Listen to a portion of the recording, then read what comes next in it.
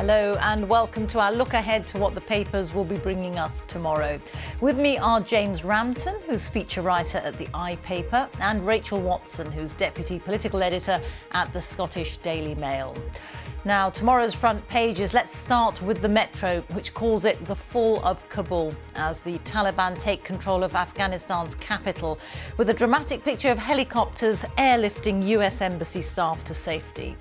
The Financial Times writes that Washington's two-decade military project ended in chaos as Afghanistan's president fled the country. The Daily Telegraph says that thousands of Britons and Americans are scrambling to flee the country after Islamist forces walked into Kabul virtually unopposed. The Sun also leads with the escape from Kabul, adding that the Taliban's lightning offensive surprised the UK and the US. The Eye writes that the Taliban is back in power 20 years after being overthrown by US and British forces. And The Guardian adds that the militant group started the day so confident of victory that its fighters surrounded the capital, then ordered them to stay outside the city and wait. Well, let's start. I mean, all the front pages pretty much have something of these momentous events that we've been watching unfold over the last few days, culminating in the fall of Kabul today. Potentially major ramifications, of course, obviously for Afghanistan, but also potentially for the world. I wonder if we can take the papers, all of which cover the story from a slightly different angle. So if we just take them in a certain order. James, can we start with the front page of the Metro, which turns it into a fantastic picture story, actually? Just talk us through how it's shown how the events unfolded. Well, what they've done very cleverly is make explicit this comparison that lots of people have been talking about today between what's happened in Kabul this afternoon and the evacuation of Saigon in 1975. I was sitting at home this afternoon and my brother WhatsApped me this picture and he said, Vietnam, anyone? The parallels are really striking. The panicky scrambling for safety and the complete surprise of the US and its allies of the swiftness of the fall of Afghanistan. Just weeks ago, Biden and Prime Minister Johnson were both saying a Taliban takeover was highly unlikely. And here we are today, just 9 days after their offensive began. The Taliban have taken over the whole country and the US is scrambling to evacuate 4,000 staff from its embassy, one of the biggest embassies it has in the world. And it's an utter humiliation for us and the Americans. And Rachel, if anyone were in any doubt, there is the picture evidence on the front page of the Metro, a photo that we've been carrying during the evening as well, of members of the Taliban in the presidential palace. Yeah, two hugely striking pictures on the front of the Metro tomorrow. The helicopter images that James was just talking about there, but also the image of the Taliban inside the presidential palace, a moment that, if you look at some of the papers today, for example, they were talking about how the Taliban might be in Kabul within days, quicker than they would have expected that to happen, that the allies would have expected that. But they were still talking days, that would be something we might see later this week. But actually, within hours of opening the papers this morning, the story had completely changed. The news wires were just going nuts, ticking away, Twitter, rolling news on the television. You were bringing updates very quickly this morning, and I think nobody expected that. And I think you can see that because of the coverage in all the papers tomorrow. It is on the front page of every single paper, rightfully so. All have covered it slightly different, but I think the Metro really captured this in those two images here.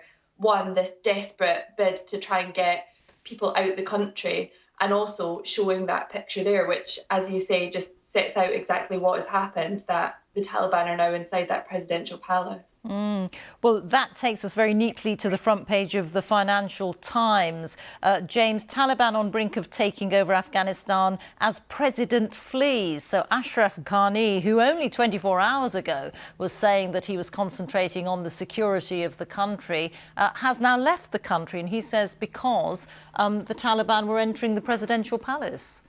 Absolutely. He's apparently fled to Tajikistan, and his flight is really emblematic of the utter failure of the Afghan government. One of your contributors earlier, a very good American colonel, said, that they've been terrible partners.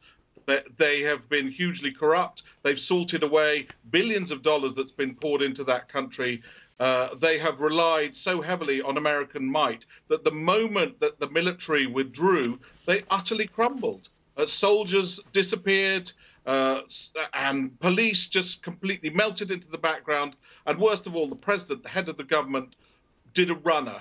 And what more indication could you have of the uselessness of that government? I'm not saying it's easy. The Taliban is a formidable enemy, but perhaps the Allies could have wished for more from the Afghan government, on which it has spent so much money and shed so much blood and treasure in the past 20 years. But it just collapsed abjectly today and has shocked the world.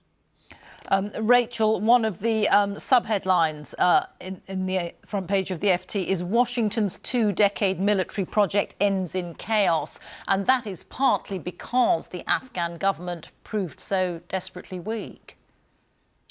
Yeah, I think, if you read into the papers further, this is exactly the analysis that we're going to read in the papers today. And just to bring it back to the president fleeing there, you've also had another contributor on who was the education minister in his government, who was on speaking. She is still in Afghanistan and, fearing for her safety as well. So he's not only left all these Afghanistan citizens, but also his own government, who are now concerned about their own lives and safety. Will they be persecuted because they were part of this government and are still there? And I think, this is just a humanitarian crisis now. And that's exactly what we're going to see play out in the next few days. Rachel, I wonder if I can take you to the front page of The Guardian. Again, it devotes the front page almost entirely to Afghanistan, a mention of Haiti right at the top there. But it's one of its 2 front-page stories is about what is going to happen to women in Afghanistan. And this is a real fear. Yeah, and actually just that small clip on the front page of The Guardian was quite a difficult read, even just that small piece. A difficult read, but a really important read, because, as you say, women in Afghanistan are now, they have no idea whether their lives are going to dramatically change. Will they be able to go to school and college tomorrow, for example? Again, you had earlier the interview with the Taliban spokesman who was speaking around how women will be able to carry on their education. That is something that the Taliban want. But when you hear this front line, you hear from people on the ground, as was written in The Guardian here, about women who are genuinely scared for their safety, who are being threatened in the street and feel that their lives are now turned upside down. And these are young women as well who grew up in Afghanistan where the Western Allies were. They didn't live under, or can't remember very much of living under, the Taliban previously. And, this must be horrific for them. They just don't know what their future holds now. James, I'm just taking a look at this piece in The Guardian, and it is a first-hand account by one young female resident describing the terror gripping Kabul as the Taliban sweep in. And we have spoken to young women during the day in Afghanistan who say, if they're young, they will not have known life under a Taliban regime, and they really do fear the worst. Absolutely. You had a very moving interview with a BBC correspondent who was an Afghan woman from Reading earlier, and she talked of the terror that is gripping women across the country. We've been hearing terrible stories, and actually the Afghan spokesman being so glib and saying, oh, of course it'll be fine as long as they wear the burqa. The fact that they become media savvy makes them even more sinister in my eyes, because we're hearing stories of 12-year-old girls being ripped from their families and sold to warriors as sex slaves. I have 3 daughters, and that absolutely chills my blood, that story. We're hearing stories of girls with white shoes being picked out by the Taliban and beaten up because the Taliban flag is white and they perceive white shoes as disrespectful. That sort of insanity and terror under which they're putting women and girls is utterly reprehensible, and it chills our blood to think what may happen to the women in that country over the next months and years. Rachel, the front page of The Sun also has the same story, and their headline is "Escape from Kabul," and this is about British people, but also Americans and others who'd been involved in the US-led countries involved in the US-led coalition forces there, about them fleeing what the Sun calls the Afghan hell. Yeah, I think, if you look online just now, just a couple of minutes before we came on air, there were images from the airport in Kabul where there were it looked like hundreds or potentially thousands of people who were just trying to get to flights. There's a desperate need to try and get people out of the country now, and the UK, the US, other countries, France, Germany, are all operating their own systems to try and get their nationals out of the country. But again, as the Sun mentioned as well, there are interpreters who worked for the Western allies during this as well, who need to, the governments need to look at them and get them out of the country too. They risked everything. They risked their safety, their family's safety, and they should be given somewhere safe to go now. How much at risk are they now? And we need to kind of rely on them. And I think over the coming days, that is what we'll hear more about. We will hear more about this humanitarian crisis that we need to hear more from Boris Johnson about, Joe Biden, about what are they going to do, not only to get their nationals out, everybody who works at their embassies out, but this is going to last a lot longer than that. There are other people who are relying on these governments, and that is something that the Sun touches on as well. James, we've been talking to people during the day who've said, there will be a humanitarian crisis. There is one building up now, and the West cannot stand to one side. The international community can't stand to one side and do nothing. Absolutely, Reeta. It's particularly as we're largely to blame for this catastrophe that's engulfing the country. I heard a shocking report from UNICEF that 500 children in Afghanistan have been killed this year alone. We're only in the 8th month of this year. There are 360,000 refugees in Afghanistan. And Rachel's right, the airport is chaos. There are stories that planes can't actually take off. Gigantic military transporter planes can't take off because so many people have rushed on, and there are so many people standing that it's not safe and it's too heavy to take off. This is, I'm afraid, going to be a story that we read a lot about in the next few months. And I urge the British government, and I hope against hope, that we are generous in giving haven to many, many of these refugees. I think we've treated refugees appallingly under this government, but I hope we show more compassion and more humanity to the people that we've so dreadfully let down here. They deserve real compassion from us. Rachel, would you echo that sentiment about refugees? Yeah, absolutely. I think this is something that I don't think anybody could argue against. You just have to look at those images of that airport, and I don't think there's anybody who's going to be untouched by those images of people fleeing with their children, trying to get on planes.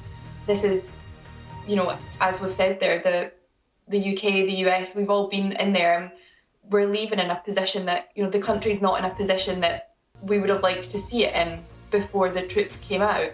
And I think this will be something, as James said there, that we are discussing for weeks and months to come now. OK. This has been such an all-consuming story, but there are some other stories on the front pages.